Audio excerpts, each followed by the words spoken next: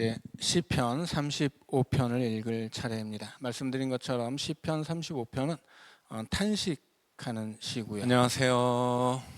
그리고 36편은 하나님의 응답을 노래하는 시고 37편은 응답하신 하나님에게 찬양하는 시입니다. 35편을 먼저 읽어보겠습니다. 여호와여, 나와 다투는 자와 다투시고 나와 싸우는 자와 싸우소서. 방패와 손 방패를 잡으시고 일어나 나를 도우소서. 창을 빼사 나를 쫓는 자의 길을 막으시고 또 내 영혼에게 나는 내 구원이라 이르소서. 내 생명을 찾는 자들이 부끄러워 수치를 당하게 하시며 나를 상해하려 하는 자들이 물러가 낭패를 당하게 하소서. 그들을 바람 앞에 겨와 같게 하시고 여호와의 천사가 그들을 몰아내게 하소서. 그들의 길을 어둡고 미끄럽게 하시며 여호와의 천사가 그들을 뒤쫓게 하소서. 그들이 까닭 없이 나를 잡으려고 그들의 그물을 웅덩이에 숨기며 까닭 없이 내 생명을 해하려고 함정을 파싸우니 멸망이 순식간에 그에게 닥치게 하시며 그가 숨긴 그물에 자기가 잡히게 하시며 멸망 중에 떨어지게 하소서. 내 영혼 1절부터 8절까지는 전쟁의 상황이죠.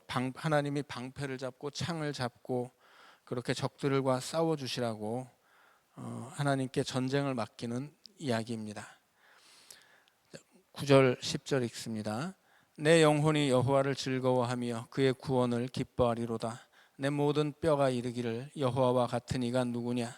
그는 가난한 자를 그보다 강한 자에게서 건지시고 가난하고 궁핍한 자를 노력하는 자에게서 건지시느니라 하리로다. 자, 내 모든 뼈가 하나님을 찬양하죠. 무슨 얘기냐면 지금 다윗이 당하고 있는 고통이 뼈에 사무쳤다는 이야기예요. 그래서 뼈에 사무치는 고통 속에서 하나님의 은혜를 입었기 때문에 내 뼈가, 그 고통이 스며 있는 내 뼈가 지금 하나님 앞에 이런 노래를 드린다라고 하는 것입니다. 자, 11절부터 18절까지는 이제 전쟁의 상황이 아니고 법정이에요. 이 불의한 증인들이 나오죠. 법정에서 서로의 옳고 그름을 가름하는데 이 적들은 이 거짓 증인을 내세워서 거짓으로 자기를 무고하고 다윗은 죄가 없음에도 불구하고 죄 있는 자가 되는 억울한 상황인 거죠. 자, 11절입니다. 불의한 증인들이 일어나서 내가 알지 못하는 일로 내게 질문하며 내게 선을 악으로 갚아 나의 영혼을 외롭게 하나. 나는 그들이 병들었을 때 굵은 베옷을 입으며 금식하여 내 영혼을 괴롭게 하였더니 내 기도가 내 품으로 돌아왔도다. 내가 나의 친구와 형제에게 행함같이 그들에게 행하였으며 내가 몸을 굽히고 슬퍼하기를 어머니를 곡함같이 하였도다. 그러나 내가 넘어짐에 그들이 기뻐하여 서로 모이며 불량배가 내가 알지 못하는 중에 모여서 나를 치며 찢기를 맞이 아니하도다. 그들은 연회에서 망령되이 조롱하는 자같이 나를 향하여 그들의 이를 갈도다. 주여, 어느 때까지 관망하려 하나이까. 내 영혼을 저 멸망자에게서 구원하시며 내 유일한 것을 사자들에게서 건지소서. 내가 대회 중에서 주께 감사하며 많은 백성 중에서 주를 찬송하리이다. 자, 아까 말씀드린 것처럼 나는 선을 베풀었는데 내게 선을 받았던 사람들이 악으로 나에게 갚잖아요. 자, 이게 41편에서도 이런 얘기가 나왔었죠. 내가 아프니까 이제 친구들이 다 적이 되고 나를 해치려고 드는 그런 상황이 똑같은 주제를 가지고 있어요. 이게 전체가 지금 시편 1권의 내용이고 시편 1권은 전체가 다윗의 시입니다. 자, 그래서 35편의 내용과 41편의 내용 보면 이제 시를 보면 좀 내용적으로 중복되는 부분들이 있는 거죠. 자, 이번에는 이 35편의 앞쪽에 전쟁의 상황이었다면 이제 11절부터는 법정 소송이에요. 그래서 내 친구였던 사람들이 오히려 나를 고소하고 내 것을 빼앗아 가려고 하는 거죠. 그때 다윗은 뭐라고 이야기합니까? 주여, 어느 때까지 관망하시려 하나이까. 이제 하나님의 개입을 요청하는 거죠. 근데 하나님의 개입이라고 하는 것은 일방적으로 내 편을 들어서 나를 이기게 하는 게 아니에요. 여기서 하나님의 개입이 뭐냐면 보응이에요. 선한 자는 선한 것을 거두게 하고 악한 자는 악한 것을 거두게 하는 거죠. 그래서 다윗이 일방적으로 하나님 무조건 내 편 들어주세요. 하나님 내가 한 대 맞았으니까 쟤도 한 대 때려주세요. 이런 복수를 얘기하는 것이 아니고 다윗은 계속해서 보응을 얘기하는 거예요. 정당한 것. 심은 대로 거두게 해주세요. 지금 쟤네들은 악을 심었으니까 악을 거두게 해주세요. 나는 선을 심었으니까 선을 거두게 해주세요. 그런 이야기입니다. 자, 그래서 하나님이 무조건적인 내 편이고 내가 뭐 무슨 짓을 하던 하나님이 내 편 들어주면 그건 뭐예요? 그런 걸 싸구려 은혜라고 하는 거예요. 내가 돈 없어서 은행 털러 가는데 은행 잘 털 수 있게 도와주면 그게 하나님이에요? 마귀지? 하나님의 은혜는 그런 싸구려가 아니거든요. 하나님의 은혜는 내가 은행 털러 가면 다리 몽둥이를 부러뜨리는 거예요. 그게 하나님의 은혜죠. 그러니까 하나님이 무조건 나를 도와주고 무조건 내 편이 되어주는 게 아닌 거예요. 그래서 다윗이 하나님 앞에 요청하는 것은 보응이에요. 보응, 인과응보. 그것이 속히 이루어지기를, 그것이 나와 적들에게 이루어지기를, 그것이 이 세상에 이루어지기를 기도하는 것이다 라고 하는 겁니다. 자, 그래서 이 시편이 가지고 있는 보응의 사상을 이해하는 것이 이 시편의 시를 이해하는 데 있어서는 굉장히 중요해요. 이거를 이 보응 신학을 놓쳐버리면 마치 무조건적인 다윗의 편인 것처럼 하나님이 무조건적인 이스라엘의 편인 것처럼 그렇게 싸구려 은혜를 남발할 수 있는 거거든요. 자, 19절부터는 이제 하나님의 개입을 요청하고 하나님의 말씀드린 것처럼 하나님의 보응을 기도하는 내용입니다. 19절입니다. 부당하게 나의 원수된 자가 나로 말미암아 기뻐하지 못하게 하시며 까닭없이 나를 미워하는 자들이 서로 눈짓하지 못하게 하소서. 무릇 그들은 화평을 말하지 아니하고 오히려 평안히 땅에 사는 자들을 거짓말로 모략하며 또 그들이 나를 향하여 입을 크게 벌리고 하하 우리가 목격하였다 하나이다. 여호와여 주께서 이를 보셨사오니 잠잠하지 마옵소서. 주여 나를 멀리하지 마옵소서. 나의 하나님 나의 주여 떨치고 깨셔서 나를 공판하시며 나의 송사를 다스리소서. 여호와 나의 하나님이여 주의 공의대로 나를 판단하사 그들이 나로 말미암아 기뻐하지 못하게 하소서. 그들이 마음속으로 이르기를 아하 소원을 성취하였다 하지 못하게 하시며 우리가 그를 삼켰다 말하지 못하게 하소서. 나의 재난을 기뻐하는 자들이 함께 부끄러워 낭패를 당하게 하시며 나를 향하여 스스로 뽐내는 자들이 수치와 욕을 당하게 하소서. 나의 의를 즐거워하는 자들이 기꺼이 노래 부르고 즐거워하게 하시며 그의 종의 평안함을 기뻐하시는 여호와는 위대하시다 하는 말을 그들이 항상 말하게 하소서. 나의 혀가 주의 의를 말하며 종일토록 주를 찬송하리이다. 아멘.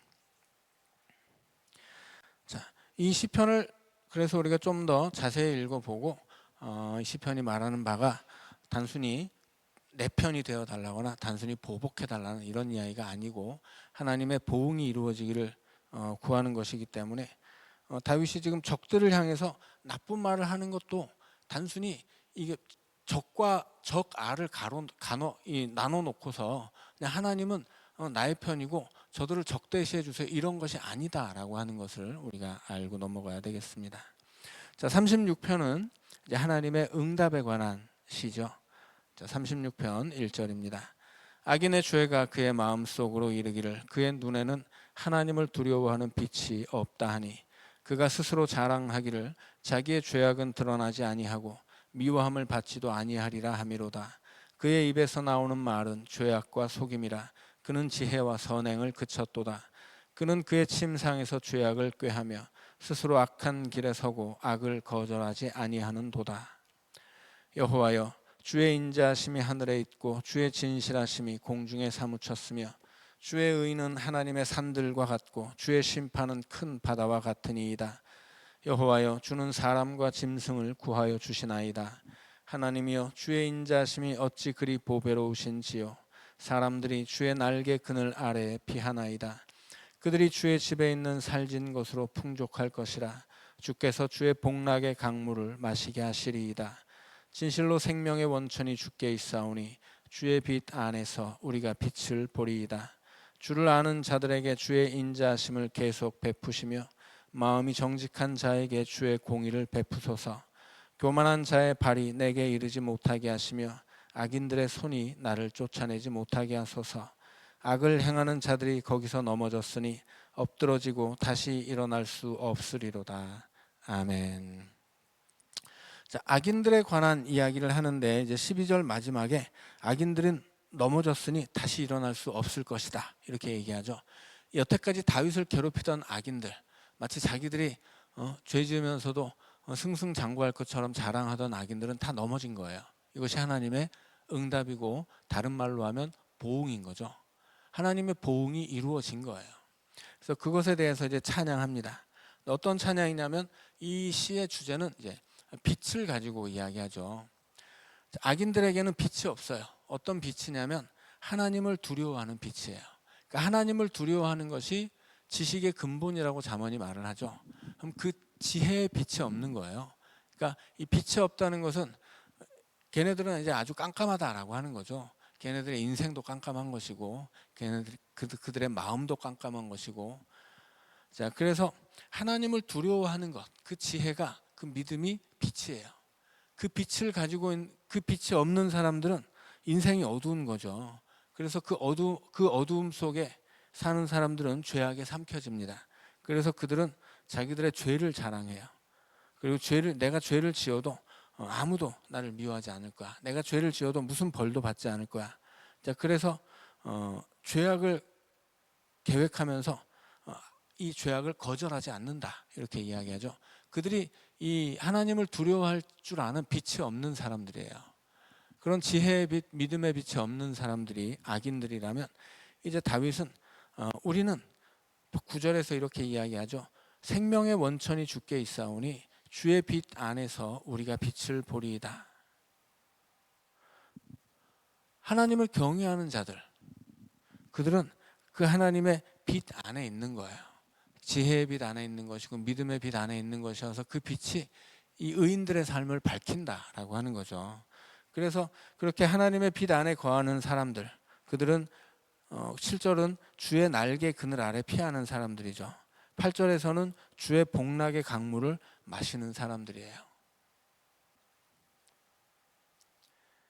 그리고 결국은 어떻게 됩니까?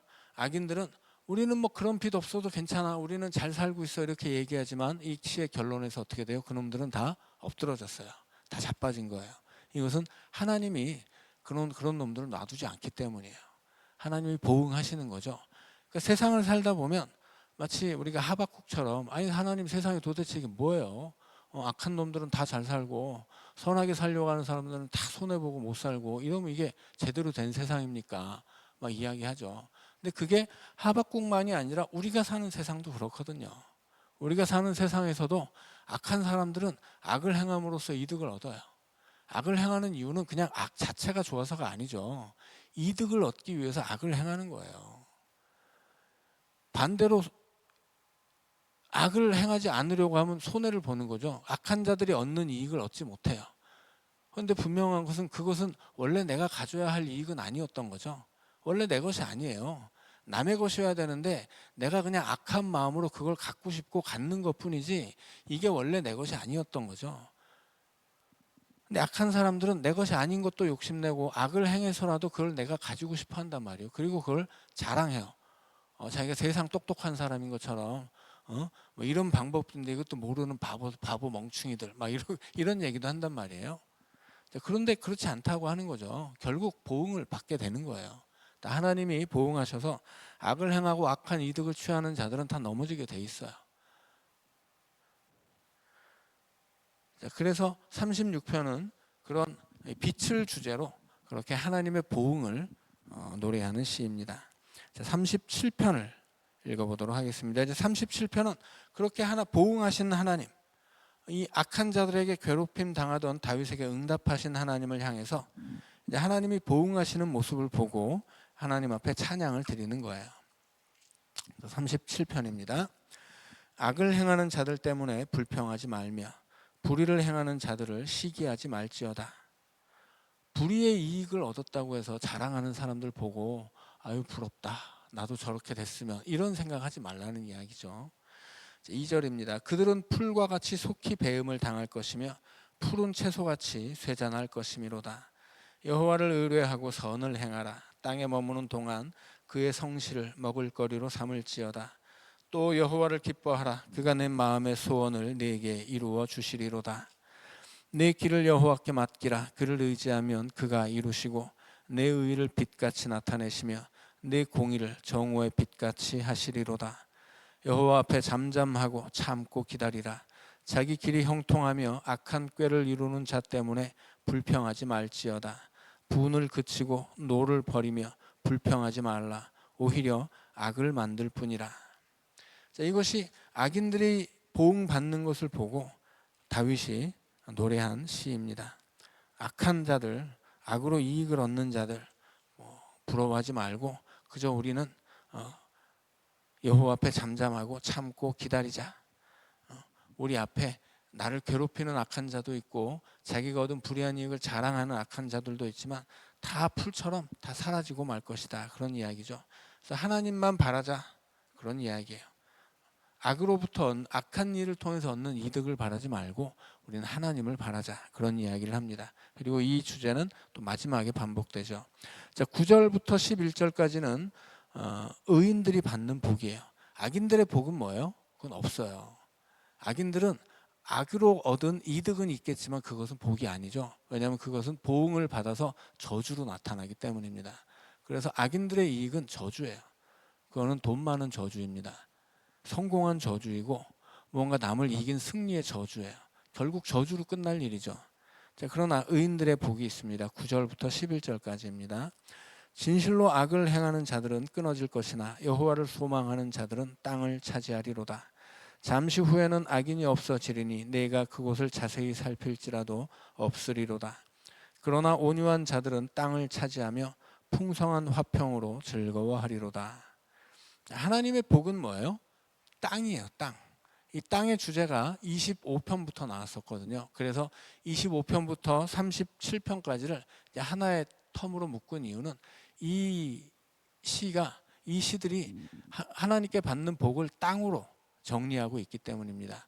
여기서 땅이라고 하는 건 뭐예요? 당연히 약속의 땅 가나안이죠.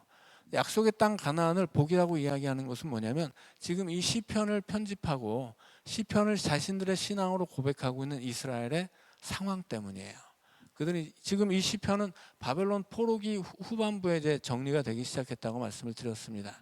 그래서 이스라엘에 수많은 시들이 있었는데 이 수많은 신앙의 시들 중에서 포로로 잡혀갔던 이스라엘 백성들이 그 중에 150편을 엄선해서 자기들의 신앙 고백으로 삼은 거예요. 그리고 25편부터 37편까지 의인들이 받는 복으로 그 땅을 이야기합니다. 그 땅은 뭐예요? 빼앗겼던 땅을 회복해야 할 이스라엘 백성들에게 주시는 하나님의 복인 거죠. 그 복을 얻으려면 어떻게 해야 돼요?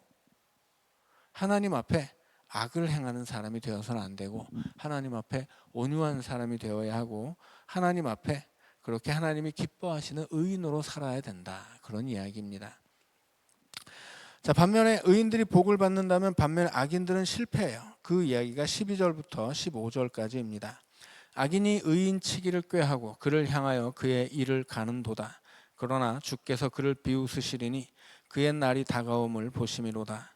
악인이 칼을 빼고 활을 당겨 가난하고 궁핍한 자를 엎드러뜨리며 행위가 정직한 자를 죽이고자 하나 그들의 칼은 오히려 그들의 양심을 찌르고 그들의 활은 부러지리로다.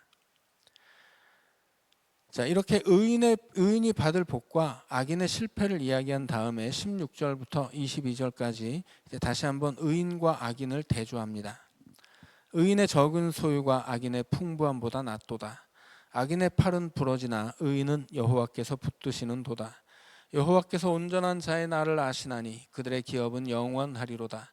그들은 환난 때에 부끄러움을 당하지 아니하며 기근의 날에도 풍족할 것이나 악인들은 멸망하고 여호와의 원수들은 어린 양의 기름같이 타서 연기가 되어 없어지리로다.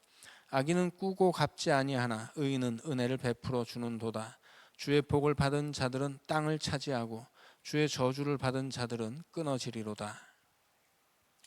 여기서도 땅이 나오죠. 특별히 37편에 땅을 차지한다는 말이 5번이나 반복되고 있어요.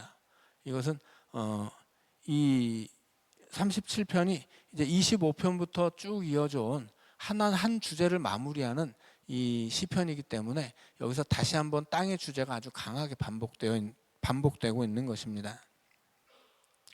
자, 23절입니다. 여기서는 이제 23절부터 31절까지는 의인이 받을 복을 또 이야기해요. 그리고 그 다음에는 또 악인의 실패를 이야기하고 그 다음에 다시 또 하나님만 바라자, 그런 일을 하고 이제 마무리됩니다. 23절입니다.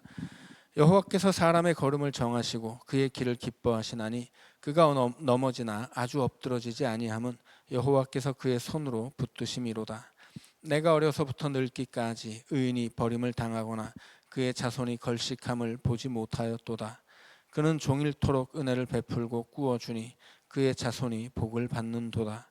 악에서 떠나 선을 행하라. 그리하면 영원히 살리니 여호와께서 정의를 사랑하시고 그의 성도를 버리지 아니하심이로다. 그들은 영원히 보호를 받으나 악인의 자손은 끊어지리로다. 의인이 땅을 차지하며 거기서 영원히 살리로다. 의인의 입은 지혜로우며 그의 혀는 정의를 말하며 그의 마음에는 하나님의 법이 있으니 그의 걸음은 실족함이 없으리로다. 그 다음에 32절 33절은 이제 또 악인의 실패를 이야기합니다. 악인이 의인을 엿보아 살해할 기회를 찾으나 여호와는 그를 악인의 손에 버려두지 아니하시고 재판 때에도 정죄하지 아니하시리로다. 이제 34절부터 끝까지 다시 한번 여호와를 바라자, 그런 이야기를 이제 그런 이야기로 마무리가 됩니다. 여호와를 바라고 그의 도를 지키라. 그리하면 네가 땅을 차지하게 하실 것이라. 악인이 끊어질 때 네가 똑똑히 보리로다. 내가 악인의 큰 세력을 본즉 그 본래의 땅에 서 있는 나뭇잎이 무성함과 같으나 내가 지나갈 때 그는 없어졌나니 내가 찾아도 발견하지 못하였도다. 온전한 사람을 살피고 정직한 자를 볼지어다. 모든 화평한 자의 미래는 평안이로다. 범죄자들은 함께 멸망하리니 악인의 미래는 끊어질 것이나 의인들의 구원은 여호와로부터 오나니 그는 환난 때에 그들의 요새이시로다. 여호와께서 그들을 도와 건지시되 악인들에게서 건져 구원하심은 그를 의지한 까닭이로다. 아멘. 자, 다시 한번 하나님만 바라면 하나님 우리에게 땅을 차지하게 하실 것이다. 그러나 우리 악인들은 끊어지죠. 어디서 끊어져요? 그 땅에서 끊어지는 거예요. 악인들이 땅에서 끊어지는데 나만 의인이고 어떤 악인들이 따로 있는 것이 아니죠. 옛날에 지금 이 시를 노래했던 이스라엘의 선조들이 악인이어서 그 땅에서 끊어졌었거든요. 그 역사를 돌이켜 보면서 우리가 악해지면, 우리가 악인이 되면 또 끊어질 것이다. 그러나 우리가 하나님 앞에 바르게 서면, 의롭게 서면 하나님은 이 땅을 차지하게 하실 것이다. 그렇게 노래하는 것입니다. 자, 이렇게 해서 시편 25편부터 이어졌던 하나의 세트가 이제 또 끝났습니다. 그리고 이제 38편부터 40편까지 하나의 한 편의 시라고 할 수 있겠고, 이 내용을 41편까지도 이어갈 수 있긴 한데 41편은 시편 1권을 정리하는 마무리 짓는 결론적인 시라고 말씀드렸죠. 그래서 이것은 38편부터 이어지는 시의 한 그룹으로 볼 수도 있겠지만 이 시편 1권의 전체를 아우르는 결론을 짓는 시라고 이제 받아들이는 것이 더 좋을 것 같습니다. 그래서 38편, 39편을 보면 이것은 하나님 앞에 탄식하면서 탄원하는 기도예요. 그리고 40절에는 다시 한번 또 하나님이 응답하셨다 하는 이야기를 합니다. 그래서 40편을 먼저 보면 40편 1절 2절을 먼저 읽어드릴게요. 내가 여호와를 기다리고 기다렸더니 귀를 기울이사 나의 부르짖음을 들으셨도다. 지금 38편 39편에서 계속 부르짖거든요. 근데 이 38편 39편에서는 아직 응답을 안 했어요. 하나님의 응답을 기다리며 계속 부르짖었죠. 그 얘기를 40편 1절이 하는 거고 2절엔 이렇게 이야기하죠. 나를 기가 막힐 웅덩이와 수렁에서 끌어올리시고. 지금 38편과 39편이 그 기가 막힐 웅덩이와 수렁이에요. 거기서 그 기가 막힐 웅덩이와 수렁에서 하나님 앞에 어떤 기도를 드렸냐, 이것이 이제 38편 39편의 내용입니다. 자, 그래서 38편이 40편이 얘기했던 기가 막힌 수렁과 웅덩이다 라는 것을 기억하고 38편을 읽어보도록 하겠습니다. 여호와여, 주의 노하심으로 나를 책망하지 마시고 주의 분노하심으로 나를 징계하지 마소서. 주의 화살이 나를 찌르고 주의 손이 나를 심히 누르시나이다. 주의 진노로 말미암아 내 살에 성한 곳이 없사오며 나의 죄로 말미암아 내 뼈에 평안함이 없나이다. 내 죄악이 내 머리에 넘쳐서 무거운 짐 같으니 내가 감당할 수 없나이다. 하나님이 진노하시고 분노하셨는데, 그래서 하나님이 나를 향해서 화살을 쏘려고 준비하시는데 그 이유가 뭐예요? 3절 4절에 나오죠. 나의 죄, 나의 죄악, 그것 때문이죠. 자, 그래서 내가 이 다윗은 앞에서도 계속 보응의 이야기를 하잖아요. 근데 다윗도 죄를 짓죠. 다윗 역시 죄에 대한 보응을 받습니다. 그래서 다윗은 자기가 처한 고난 속에서 지금 하나님 앞에 먼저 회개하는 거예요. 그래서 하나님, 이 고난 속에서 죄를 회개하면서 이 기가 막힐 웅덩이와 수렁을 회개의 장소로 활용하는 거죠. 마치 요나가 큰 물고기에 삼켜져서 음부까지 내려가잖아요. 그 음부에 닿는 그 바다의 밑바닥에서 그 요나가 이 물고기 뱃속에서 회개하죠. 회개할 때 하나님이 그 물고기를 다시 끄집어내서 무태 토하게 하시는데, 그 토해진 장소는 그가 원래 갔어야 했던 니느웨 해변이에요. 그 해변, 거기까지 가지 않으려고 도망치다가 하나님 앞에 잡혀온 거죠. 그리고 그 음부까지 내려가는 고통 속에서 그가 회개하게 돼요. 그래서 이 다윗도 그런 식인 거죠. 다윗도 지금 하나님이 그를 지켜주시잖아요. 하나님의 큰 물고기가 다윗을 삼켜서 바다 밑바닥까지 내려가더라도 그가 죽거나 해함을 당하지 않아요. 왜냐하면 하나님이 그를 지켜주시기 때문이죠. 그러나 하나님은 단순히 그의 편만 되는 게 아니라 그로 하여금 죄를 버리고 의를 선택하게 만드세요. 그게 하나님의 은혜예요.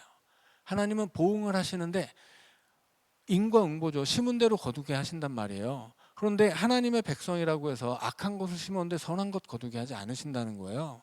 하나님은 악한 것을 심는 그 손모가지를 탁 때려가지고 아프게 한 다음에 다시는 그걸 심지 않겠다, 이런 마음을 주시는 거예요. 그래서 이 하나님의 백성들이 선한 것을, 의로운 것을 심어서 선한 것을 거두게 하시는 것이 하나님의 은혜인 거죠. 그래서 다윗은 자기가 만난 고난 속에서 그 고난의 장소를 회개의 장소로 사용하는 거예요. 자, 5절입니다. 내 상처가 썩어 악취가 나오니 내가 우매한 까닭이로소이다. 내가 아프고 심히 구부러졌으며 종일토록 슬픔 중에 다니나이다. 내 허리에 열기가 가득하고 내 살에 성한 곳이 없나이다. 내가 피곤하고 심히 상하였음에 마음이 불안하여 신음하나이다. 주여, 나의 모든 소원이 주 앞에 있사오며 나의 탄식이 주 앞에 감추이지 아니하나이다. 내 심장이 뛰고 내 기력이 쇠하여 내 눈의 빛도 나를 떠났나이다. 내가 사랑하는 자와 내 친구들이 내 상처를 멀리하고 내 친척들도 멀리 섰나이다. 내 생명을 찾는 자가 올무를 놓고 나를 해하려는 자가 괴악한 일을 말하여 종일토록 음모를 꾸미오나 나는 못 듣는 자같이 듣지 아니하고 말 못하는 자같이 입을 열지 아니하오니 나는 듣지 못하는 자 같아서 내 입에는 반박할 말이 없나이다. 여호와여, 내가 주를 바라사오니 내 주 하나님이 내게 응답하시리이다. 내가 말하기를 두렵건대 그들이 나 때문에 기뻐하며 내가 실족할 때에 나를 향하여 스스로 교만할까 하였나이다. 내가 넘어지게 되었고 나의 근심이 항상 내 앞에 있사오니 내 죄악을 아뢰고 내 죄를 슬퍼함이니이다.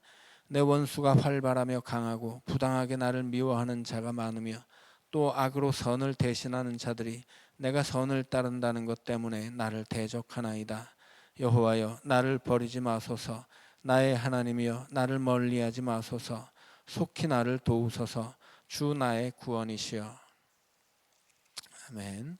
다윗의 고난 속에서 드리는 이 다윗의 회개의 기도가 이제 이렇게 있었고요. 39편으로 가면 다시 한번 다윗이 하나님 앞에 탄식하며 회개하고 또 기도하는데 내용적으로는 조금 더 발전되어 있어요. 이번에는 다윗이 좀 더 하나님의 말씀을 붙잡고 좀 더 성장한 기도를 드리고 있는 거죠. 30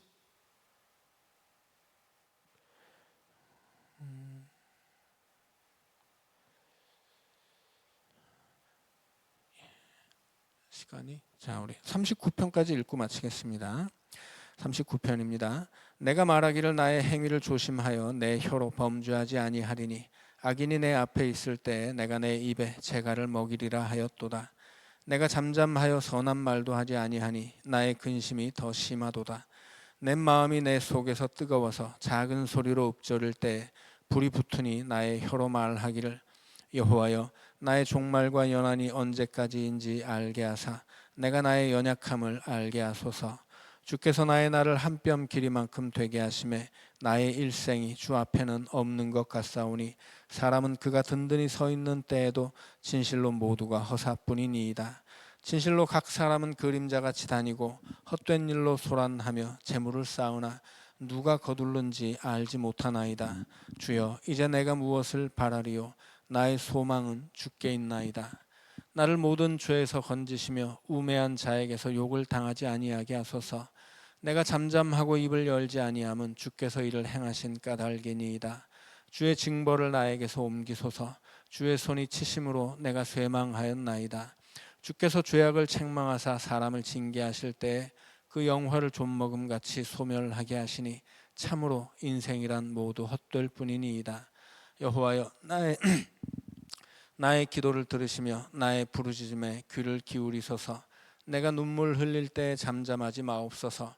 나는 주와 함께 있는 나그네이며 나의 모든 조상들처럼 떠도나이다. 주는 나를 용서하사 내가 떠나 없어지기 전에 나의 건강을 회복시키소서.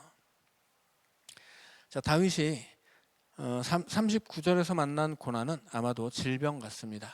굉장히 큰 질병 속에서 기도하기 때문에 내가 죽어 없어지기 전에 나를 좀 회복시켜 달라고 지금 기도하는 거죠. 그런데 다윗은 이 질병의 고통 속에서 깨달은 게 있어요. 그게 뭐냐면 인생의 진실인 거죠. 이 깊은 질병 속에서 하나님의 말씀을 묵상하다 보니까 마음이 뜨거워져서 이렇게 고백할 수밖에 없었다라고 하죠. 그것은 뭐예요?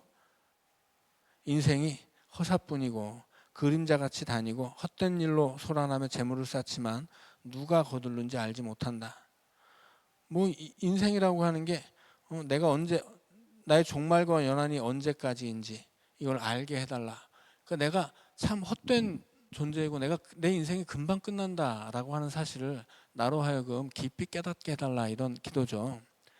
그리고 결국 11절에서도 결국 이렇게 병들어 보니까 인생이 참 별것 없구나, 헛된 것이로구나 하는 걸 깨닫게 된 거예요. 그리고 12절에 보면 나는 주와 함께 있는 나그네예요. 나그네는 뭐예요? 떠나야 된다라고 하는 거예요. 내가 지금 살고 있는 이 땅에 내가 영원히 사는 것 아니고 내 인생은 이 아침 안개 같은 것이라 곧 내가 이 세상 떠나야 되는 나그네다라고 하는 거죠. 이걸 깨달은 게 언제예요? 질병 속에서요. 깊은 질병에 걸렸을 때. 그러니까는 고난이 아니면 체험할 수 없는 그런 이 진리가 있는 거죠. 고난이 아니라면 도달할 수 없는 어떤 그 높은 경지가 있는 거예요.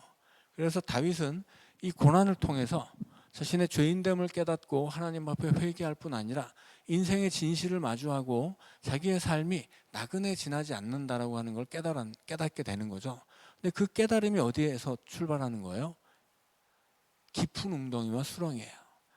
그러니까 이 시편 1권은 전체가 다윗, 이 1, 2편을 빼면 전체가 다윗의 시죠. 다윗이라는 사람은 고난과 역경을 많이 당한 사람이기 때문에 이스라엘의 역사를 대변하는 인생을 살았던 사람이에요.